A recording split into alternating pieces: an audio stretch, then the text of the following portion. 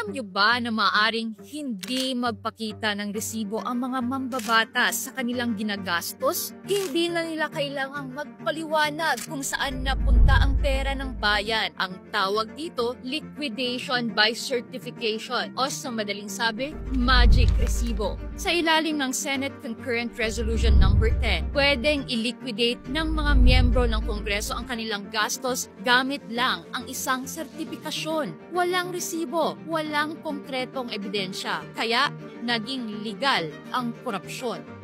Kaya naman, ayusin natin ang Pilipinas.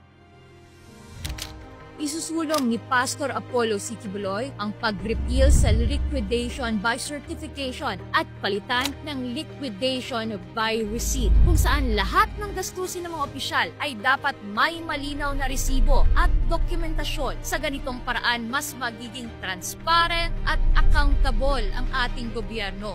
At hindi lang ito reforma.